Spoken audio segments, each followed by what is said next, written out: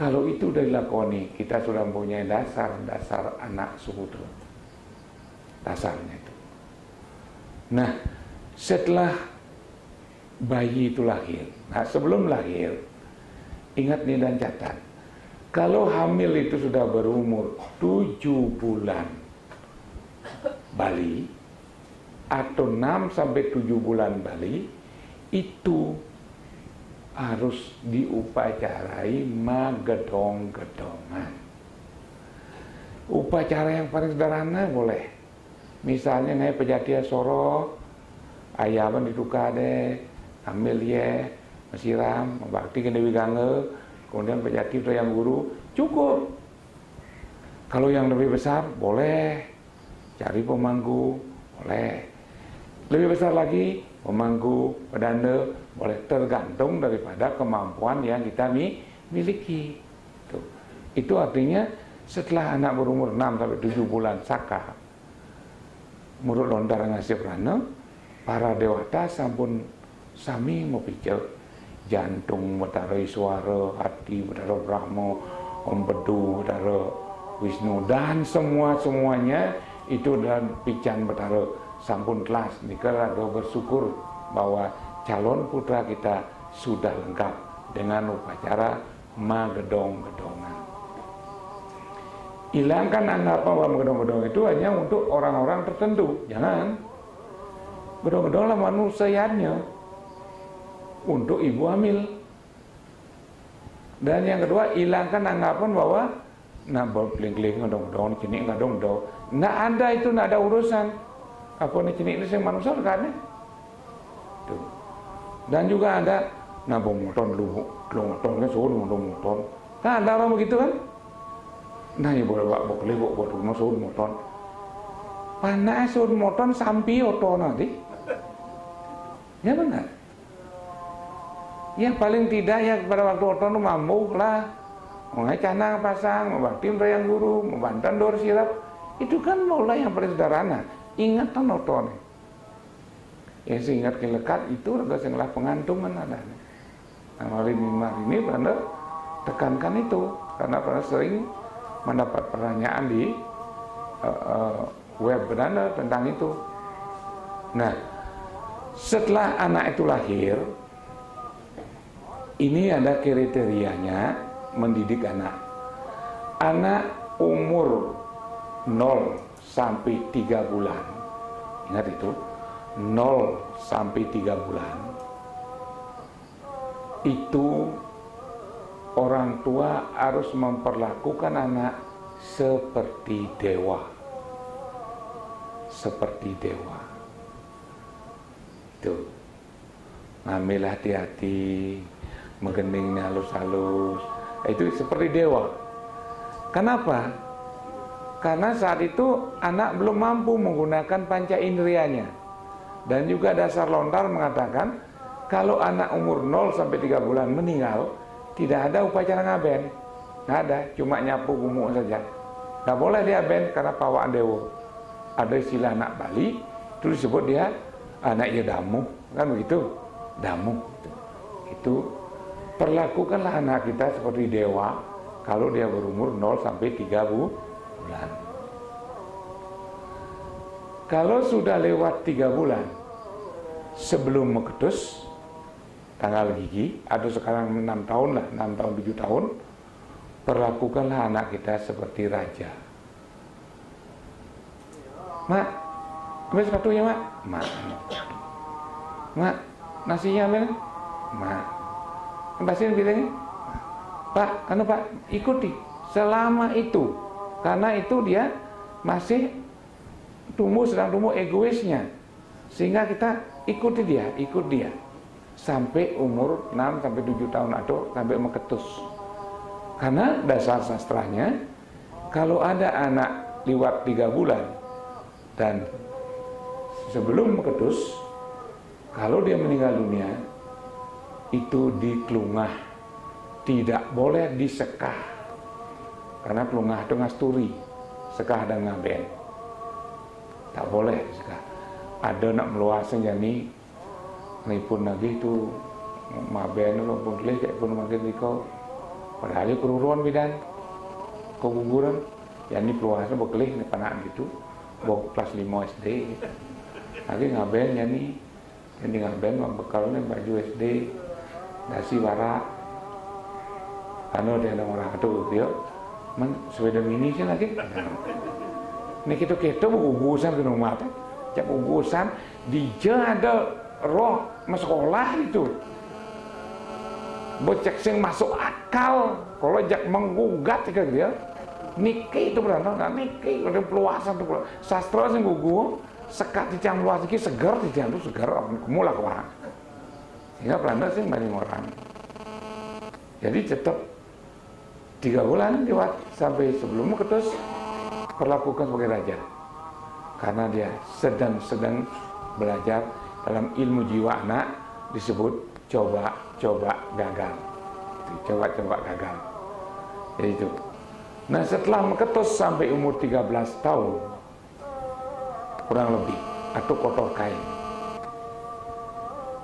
dan yang wani ngemakin perlakukan dia seperti budak. Seperti budak. Tahu budak? Guru pembantu.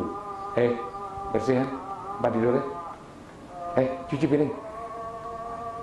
Rentai. Karena ini pembentukan. Kalau umur mone sedang dimanya-manyakan, semangat jemaah anu sepatu pekajangan aduh dia nanti bisa tukang nanti mukul nas nih kan. Jadi umur 7 sampai 13 atau 14 tahun perlakukan mereka sebagai budak dalam batas-batas etika. Jadi cuci piring sendiri, nyuci pakaian walaupun yang bersih, cuci pakaian sendiri dan lain sebagainya, nyapu, berikan tugas si A nyapu dini, si B nyapu dini, dia kontrol walaupun tidak baik pekerjaannya jangan dicacat. Jangan. Kalau banyaknya mak sampar kan syukurlah. 13 tahun ke atas perlakukanlah anak kita sebagai teman. Ajak konsultasi, ajak diskusi, pendapatnya diterima. Disinilah letaknya guru Rupaka tidak tahu tentang ini, maka mereka ngawang anak 5 tahun, di bawah 5 tahun pukul, ngemekkan murah, tak tandas panah, ngemekkan kaplak. Dia nggak ngerti, biar mati yang saya ngerti. Jadi itu. Nah, itulah kriteria guru Rupaka dan selanjutnya. Dan guru Rupaka adalah pendidik asli yang mana pendidik sekolah dan lingkungan itu merupakan kelanjutan daripada di keluarga. Kalau di keluarga sudah tidak keruan-keruan, di masyarakat pasti tidak keruan-keruan. Di sekolah pun tidak keruan-keruan. Oleh karena itu guru Rupaka perannya sangat penting sekali dalam hidup ini, dan guru Rupaka harus belajar menjadi guru Rupaka. Begitu. Nah, saudara, sekarang sebaliknya. Kalau guru Rupaka sudah sesuai dengan aturannya, sesuai dengan ajaran yang melakukan hidupnya dan membina anaknya, lalu anak ini gimana terhadap orang tuanya? Ada juga anak yang berani terhadap orang tua. Ada juga anak yang kurang sopan terhadap orang tuanya. Banyak contohnya, banyak sekali. Nah, Prana sering mengatakan dalam Dharma Channel, Prana membuat satu contoh yang mudah dimengerti dan melekat di ulu hati kita. Dengan 2 pertanyaan yang sering dijawab. Adakah manusia di atas bumi ini saat mereka sakit dan menderita pikirannya bahagia? Itu pertanyaan benar-benar keliling Bali ini. Banyak mengatakan tidak. Termasuk di universitas pada memberikan kuliah umum juga tanya begini juga, tidak. Yang nomor 2, adakah manusia yang dikencingi kepalanya tertawa terbahak-bahak? Kencinya berabun kakak gede. Ada? Tidak ada. Ada itu semua. Siapa itu? ibu dan bapak. Saat ibu melahirkan kita ini semua yang ada di sini termasuk Penanda adalah lahir dari rahim ibu. Kita lahir dari selangkangan ibu. Kita yang membuat ibu sakit setengah mati. Angkat tangan, siapa yang pernah melahirkan? Angkat tangan. Sakit apa enggak? Sakit. Disebutkan dalam sastra, saat melahirkan anak, napas jiwa menggantung mbok akate. Begitu ibu kita. Coba bayangkan, waktu kita masih kecil, waktu kita masih baru akan keluar dari rahim ibu tuh keluar, aduh, peluk mata-mata pesu, galangan bejak, aduh, ya benar. Begitu kita lahir, flash, oeng, takono, bidan, dokter, anak yang napi, laki, perempuan, bahagianya luar biasa. Walaupun saat itu darah masih mengucur di selangkangannya. Itulah ibu kita. Bayangkan, kita semua pernah lahir dari selangkangan ibu. Semua. Dan ibu kita sampai detik ini tidak ada minta dan menuntut apa-apa kepada kita.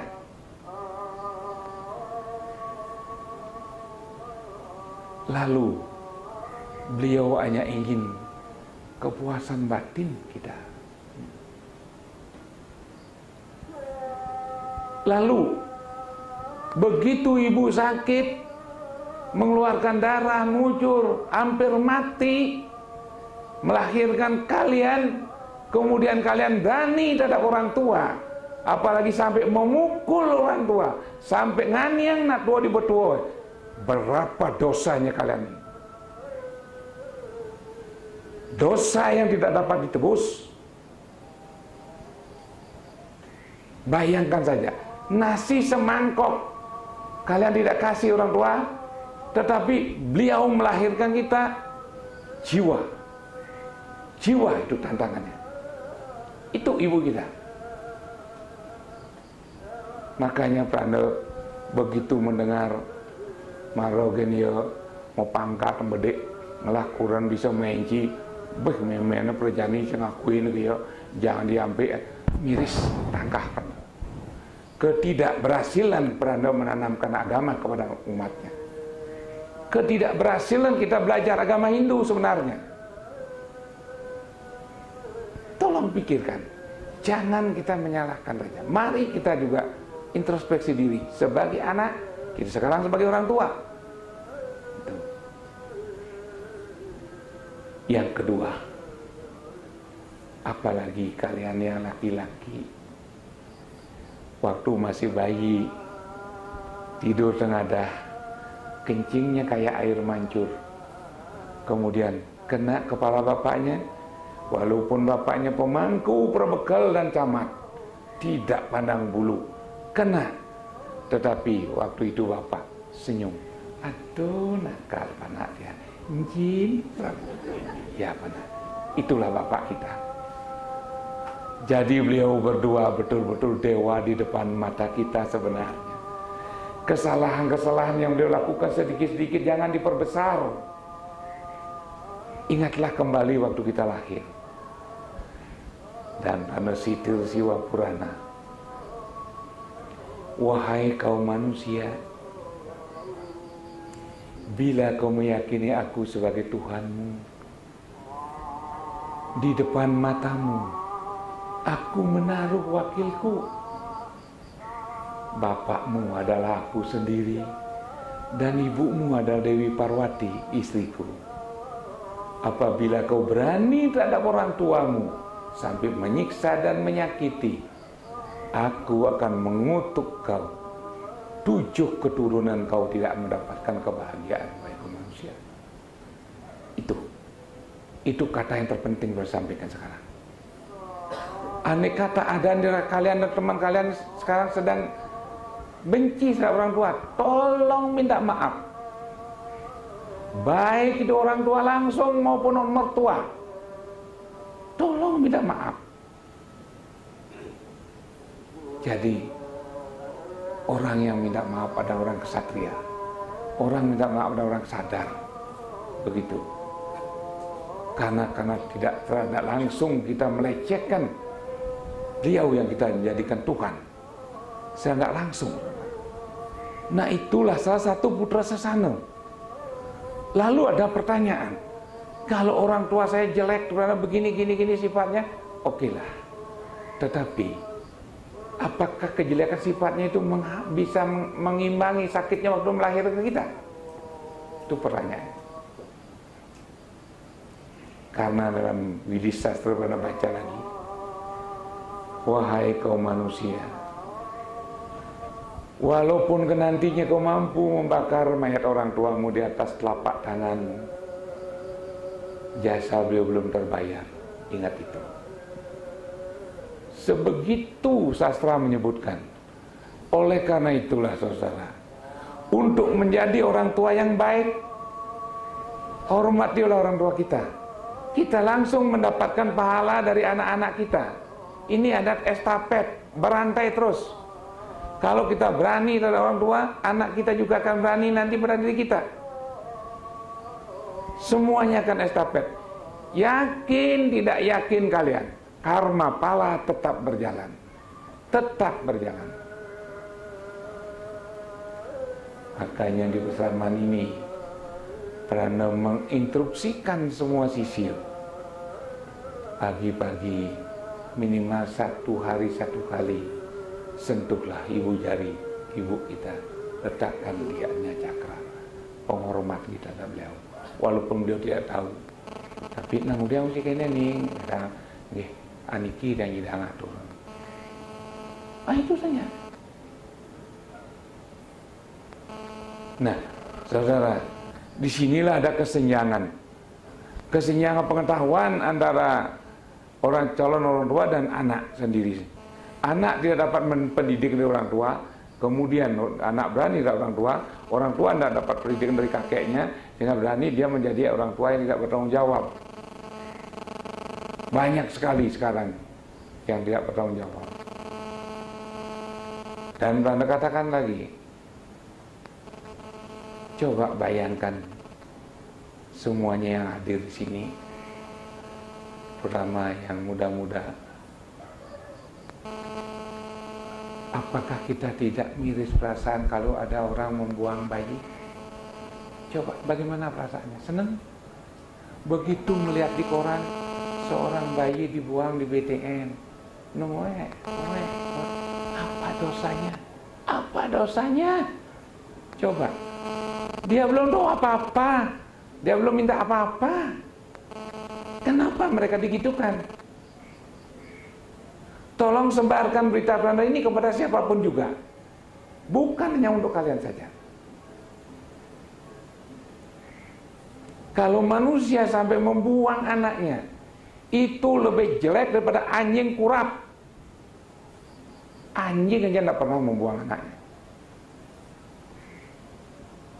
Ya, pernah setiap melihat di koran ada anak yang ditinggal orang tua di rumah sakit, dan langsung telepon rumah sakit, bisa enggak saya mengadopsi, biar saya yang terima, biar Belanda yang memelihara. Memang Belanda di keluarga Belanda dari dulu memang sering sekali melihara anak-anak, ada di gereja begitu, jadi kerja silakan kerja begitu. Boleh tanya lingkungan Belanda. Kenapa? Itu karma. Kita yakin tidak pada Tuhan. Kalau yakin, kita yakin pada Atman. Kalau yakin, kenapa kita menyiksa itu? Walaupun kalian melajah entah almari, kalau begitu tindakannya, tidak ada artinya. Nah, kesimpulannya saudara,